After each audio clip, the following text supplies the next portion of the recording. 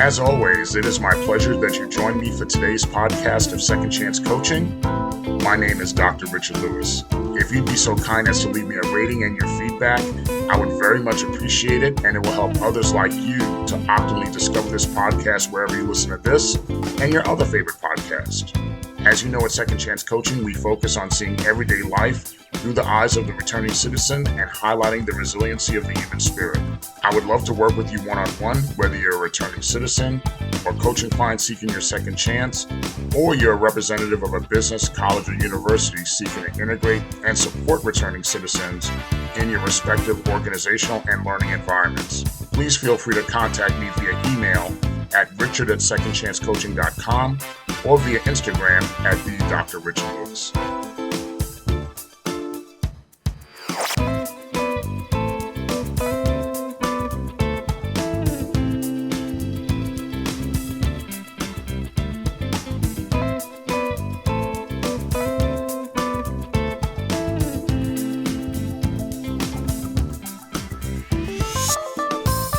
Welcome again to another edition of Second Chance Coaching. I hope all is well on your side of the world and the week has been good to you.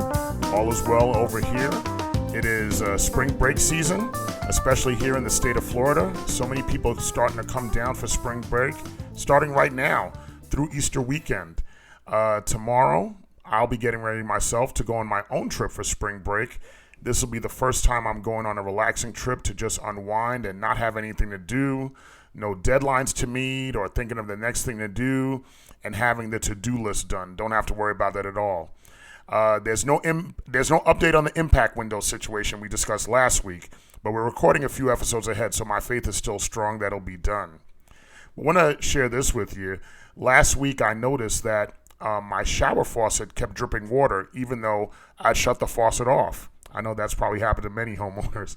I wasn't too worried about it, but I certainly kept my eyes on the situation. I think that's what I get from my mom. My mom was a hawk on everything that was going on in the house because she's like, no, you got to keep your eyes on the situation before it gets bad, so to try to jump on top of it. But so I kept my eyes on it. And the next day, after I took a shower and shut off the faucet, I noticed the water just kept free flowing as if I had not shut anything off. Of course, I knew I had a problem on my hands, and I went to shut off the main water valve. I called my reliable handyman, really good dude, and I spoke to him, and I guessed I was at minimum going to need a new washer or a valve in the shower. And I asked him when he could come out, and the earliest he said he could come out was last Tuesday. And even then he said Tuesday was with the asterisk because he was working on other jobs the entire day, things of that nature. I totally got that. I figured I would get through it for a few days, taking showers and running back and forth to cutting on and off the main water valve, in addition to daily shaving and using the toilet. You know, it's really funny how we miss the conveniences of simply turning on the water in our homes until that convenience is taken away from us, even though temporarily. Now, when Tuesday came around, I confirmed with my handyman, and he indicated that he would not be able to come on Tuesday, but he could certainly come for sure that Friday. My immediate reaction was, what? Friday? I have to spend more days running back and forth to the main water valve? Oh, this is just not going to be good. You know, but before I responded to him, like we talked about last week, I took a breath of patience. And I told him I understood his time commitments, but if there was any way possible he could make it before Friday, I would truly be appreciative. But I understood if he couldn't. At the end of the day, I thought to myself, what a blessing it is that I have a roof over my head, and even more of a blessing that I have the means to rectify this issue rather quickly.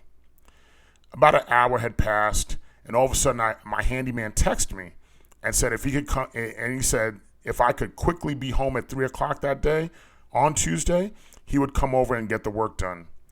I had finished teaching for the day, my office hours were done, and I told him absolutely yes, that would be great. I got home, he showed up on time, and the work was completed. What was an initial disappointment turned out to work out really, really well. Even before my fortunes were reversed and he came through, I was prepared to handle the disappointment and march towards Friday. But in this case, thank goodness it worked out earlier. Now, in this reentry journey, in this life, we all have to handle various forms of disappointment, big, small, and all points in between. My first thoughts of my reentry journey were when I was incarcerated in the first few months, and I became eligible for work release. In the prison environment, there's always a lot of talk and not a lot of optimism about getting work release or getting paroled. There's always the talk of having you serve your sentence all the way to your conditional release date, which in New York is about 85% of your time, or even going to the board and not getting parole, getting hit at the board and having you serve your maximum time. This year that we're talking about, it was the year 2000, and the prospect of being incarcerated until 2005 seemed like a lifetime for me. But I was missing my family, all that other stuff. I was just upset that this is the situation I was in. But despite the negative talk, I was still going to proceed with applying for work release, the very first time in which I was eligible. Because you know what? If I didn't go for it, the answer would definitely be no. And I would be telling myself no because I didn't apply. So I applied. I had to interview with the work release board for the facility. And then I just had to wait for an answer from the State Department of Corrections. I received this answer from the State Department of Corrections, and the answer was no. I was crushed. I literally wanted to go home, be around my family. The kids were really small at that time. This is just not the environment I want to be in any longer. Now, I was away for only 3 months. And I know people who had and have done tremendous amounts of time, much more than I did or had done at that point, would say, hey, listen, that's just 3 months. But I get it. But, 3 months, one day incarcerated feels like a lifetime. But I know people who had done much more time, so I try to take it, give it perspective. It gave me perspective, and something sparked in me that my faith was going to continue to carry me through whatever it is I had to do. I had the ability to apply for work release again in another 3 months, and I kept the faith, and I did apply in the next 3 months, and then I was granted work release. I was able to withstand the disappointment through my faith and, of course, plenty of encouragement from my mother. Funny enough, right before I'd applied for work release and was going to see the work release board facility again, I saw my mom and I saw my Uncle Vivish, and they both came to visit me. And my Uncle Vivish was not always an emotional dude. And when he saw me, he gave me a hug like he had never given me a hug before. I spoke to him, and it just was so hard for me. I remember writing a letter to my mom saying, please, don't bring Uncle Vivish back, because it's hard for me to see him like that, to see him reach his emotional apex. It's not something I was used to seeing. But my mother said, no, he was going to come up and see you no matter what. But thank God he didn't have to do that. The next time he saw me, I was home because I had gotten that work release. As I might have described in earlier episodes, and another story, so let's pivot to another story, and as might have described in earlier episodes, I was trying to change positions, professional positions, in the spring of 2020. And I had become a finalist for a full-time faculty professor position teaching business. And I already was supporting business, working for the bachelor's program. So I figured I had a good shot.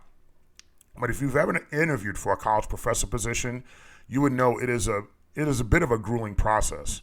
One has to go through the initial video interview, and nowadays there is no video interview in which you interact with anyone. You're interviewing into a one-way video program. The questions flash on the screen, and you have a time limit in which to answer those questions. It's tough at that stage as you don't have a read on how well you're doing. And a lot of times one could be their own worst critic, and there's always the thoughts as to what you could have done over or even done better. Once you pass that stage, you then interview with the search committee, which includes the completion of a complete teaching demonstration. If you pass that stage, you must interview with the hiring manager, who's the associate dean, and then the dean of the pathway or the department.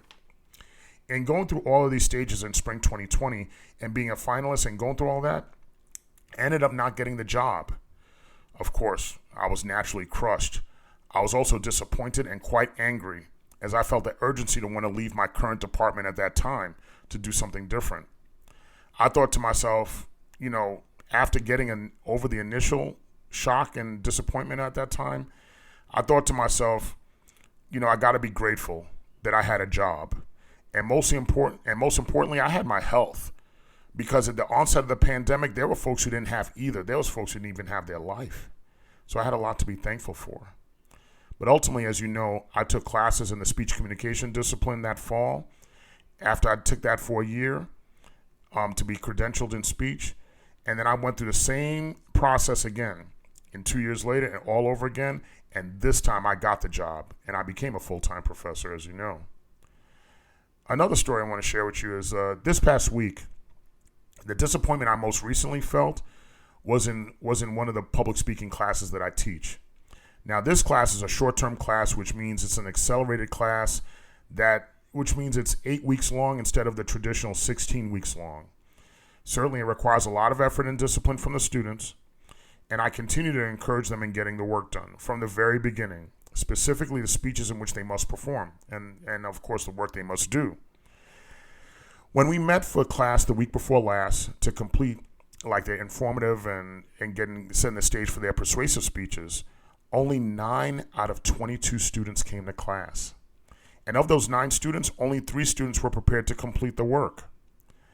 I was really proud of those who did the work, but I was thoroughly disappointed in the majority of students who did not come to class and did not perform the speech. After class that day, I sent numerous emails, class announcements, and even filmed an instructional video to walk them through the work that needed to be completed. And even in the video, I had a pep talk to encourage the students to finish what they started and how proud they would be upon completing that task. So at the next class, I'm thinking everything would work out great. But there were more students who showed up, which was a good thing. But the number of students who were not prepared, it was still a majority of them. There was a small percentage who did great work, who were prepared to do the work, but like I said, the vast majority did nothing. Some of them didn't even, they just did nothing. Or they might have done a half-baked effort to make me think that the work product they were producing was well thought out, rehearsed, prepared, and executed. But you could tell when someone is doing half of an effort. The disappointment was not only in the students, but I thought to myself, and a lot of teachers, a lot of good teachers, I think, would think that to themselves too. What's going on with me? How come I am not getting through to them? How come they're just not doing the work? I was talking through this disappointment with one of my colleagues and shared with them the student's success. The student's success is so important to me as I'm aware that education is a valuable passport. That's what my parents instilled in me. They say that, we don't have much to give you, but we give you opportunity. You have an education that you could take advantage of, that we did not have this advantage growing up in Haiti.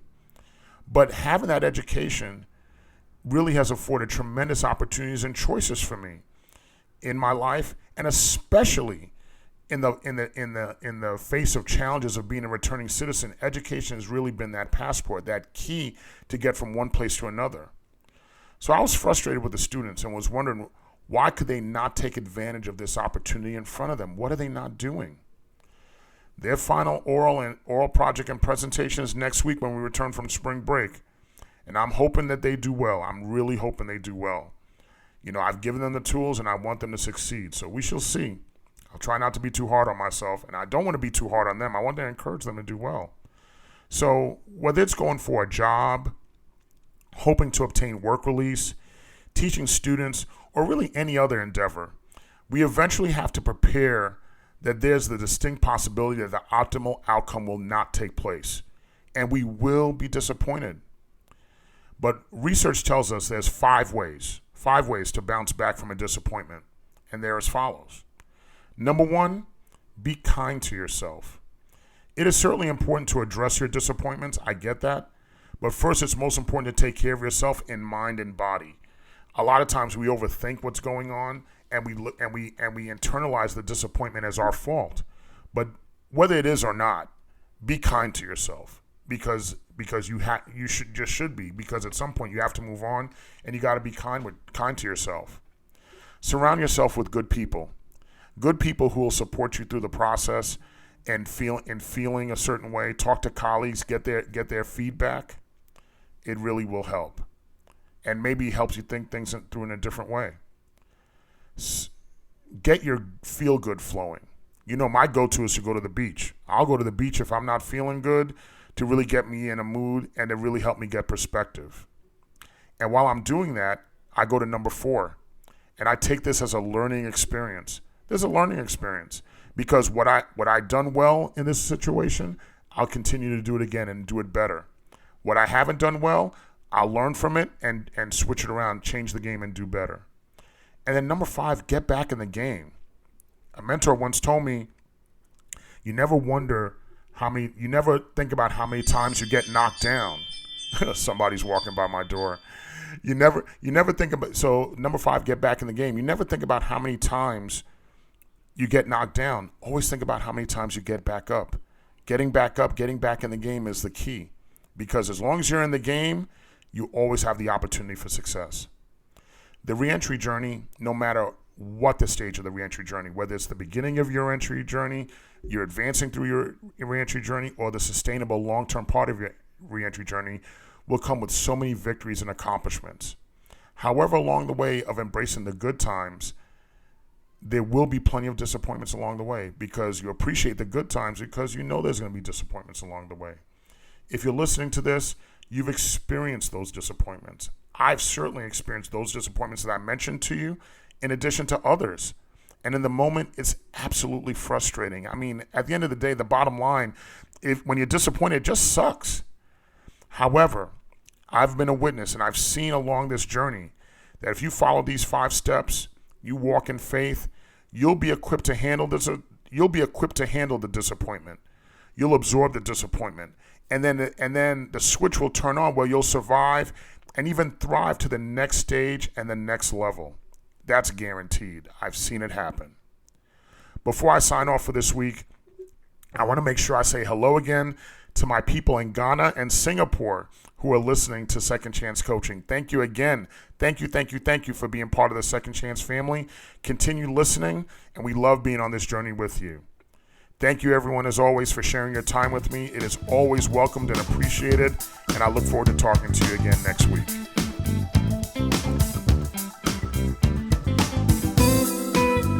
Thank you again for joining us here at Second Chance Coaching.